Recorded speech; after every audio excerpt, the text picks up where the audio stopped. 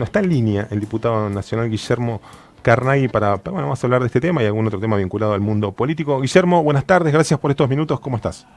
¿Qué tal? Buenas tardes, ¿cómo están? Bien, bien, bueno, hablando un poco de esto, tema de la semana, tema tarifario, tema energético, con algún rebote político y con la situación particular de este pronunciamiento de la legislatura, palabras más, palabras menos, vos lo que decís. Ojo que está todo bien con el cargo de transporte que reclaman, o es algo atendible, pero ya el Neuquén, en el EPEN, ya es la que más aplicó el tarifazo, y no solo vinculado a la situación del transporte, ¿no? Es lo que estás diciendo, básicamente. Sí, claramente es esto, o sea, me parece bien el reclamo de la tarifa Comahue, hay una expresión de la legislatura y hay otras expresiones en ese sentido, pero lo que quería poner en el marco cómo se compone la tarifa del EPEN, fundamentalmente, porque excluyo de eso las localidades que distribuyen las cooperativas eléctricas, Ujú, como Neuquén, Zapala, Cutralcó y Plotier, ¿sí? ujú. El EPEN genera, bueno, hay tres componentes en la tarifa, uno es el cobro mayorista, el cobro a camesa, otro el tema del transporte, y otro el tema son los cargos que pone cada empresa provincial en la tarifa. Los dos primeros ítems estamos hablando de un 20% aproximado de la tarifa, y el transporte, donde entraría el tema de la tarifa Comahue, es un 10%. El 80% responde a las definiciones que hace por resolución el EPEN.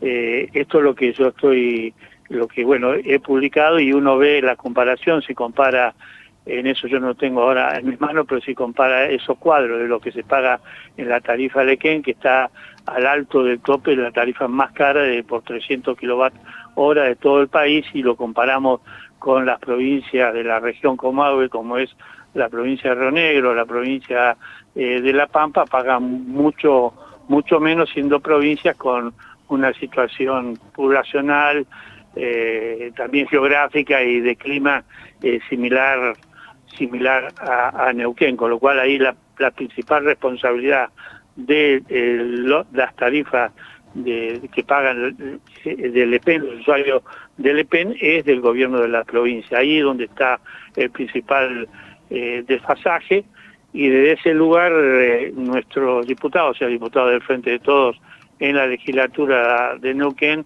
en función de los reclamos de vecinos de distintas locales, han generado un pedido de informe al EPEN que todavía no se ha dado la respuesta, o sea, con lo cual no tenemos la información desde la provincia del EPEN cómo se compone Ujú. esa tarifa, ¿no? Esto es Ujú.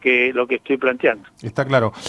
No se sabe, entonces, por qué ese valor queda tan exacerbado de acuerdo a las informaciones que está dando este portal, que vos decís, bueno, esta es información fidedigna, lo coloca al EPEN al tope Sí, de la hay tarifa. una respuesta genérica de la gente del EPEN, que la tarifa responde a las distancias, al clima y a los pocos usuarios más. Por eso hago la comparación con Río Negro y La Pampa, Claro. fundamentalmente con Río Negro, que está en ese cuadro, está pagando la mitad. Bueno, y provincias como Tierra del Fuego pagan mucho menos, ¿no? O sea, Ujú. este es el tema, esta es la discusión, muy bueno. Creo que es importante para que sepan los usuarios cómo se compone la tarifa. Esto no quiere decir que no entienda que reclamo la tarifa Comahue, que nació allá en el 67, cuando se generó Hidronor, la empresa El Chocón y todo el complejo Chocón Cerro Colorado, que también es un reclamo legítimo, pero no mueve, digamos, no es un impacto tan grande en la tarifa. Esto es lo que quiero dejar Ujú, ujú. aclarado, y es responsabilidad de la provincia. Está claro. Bueno, a nivel nacional se está dando esta discusión esta semana, básicamente, ¿no? De las audiencias públicas, Sí. del el incremento tarifario. Alberto Fernández hablando por lo bajo desde Europa, según dicen, consignan algunos medios, ¿no? ¿Cómo estás siguiendo tu mirada respecto a esta interna? ¿Y cuál es tu posición, básicamente, respecto a esa discusión que está cruzando toda la coalición del gobierno nacional?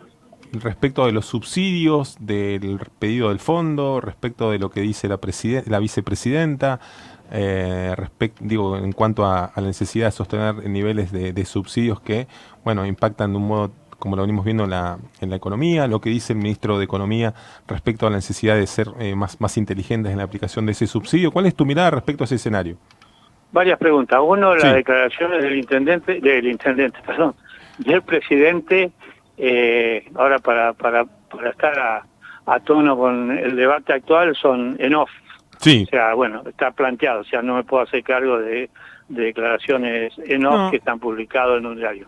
No digo que no hayan existido, digo Claro, que claro, claro. no Entiendo que no le das entidad, ¿Eh? entiendo que no le das entidad, entiendo por qué no le das entidad claramente, pero es un debate que igual ya viene bastante, Sí, no, está bien, pero eso de que, bueno, pero eso sí, sí, por no eso lo dijo, quiero, no lo dijo textualmente, se entiende. es en off, así Sí. que hay que ver si no todo lo que publican los medios es real. Es Eso verdad. por un lado. Por otro lado, el tema del cuadro tarifario, yo entiendo que es razonable que aquellos que tienen mayor poder adquisitivo, sí, o sea, el decil más alto en términos de la estructura social, paguen la tarifa plena. No creo que no tiene sentido que el Estado Nacional subsidie la tarifa a aquellos que puedan pagar tarifa. Esto se habla de la segmentación, se deberían pagar la tarifa neta de los costos. Luego, en dos sectores se subsidia con más fuerza al sector más desprotegido de la sociedad y después hay subsidio también al sector intermedio. O sea, ninguna tarifa tiene que estar por encima del coeficiente de variación salarial. Sí. Eso es lo que se está planteando. Con lo cual creo que eso entra en la línea del alineamiento de precios, salarios y tarifas. Uh-huh. ¿Sí? Esto es lo que se está discutiendo, bueno, hay que ver cómo se termina de resolver y cómo después, en función de las audiencias y las decisiones del gobierno nacional, cómo se aplica esta segmentación. Está claro. Te hago una pregunta respecto de la política local. Aprovecho para hablar de este tema. También venimos hablando ya de los partidos que se vienen posicionando, del MPN, bueno, de la situación de Cambiemos también, de la situación del PJ, las definiciones de esta lista de consenso. Es temprano todavía para hablar de candidaturas, lo están hablando ya puertas adentro del PJ.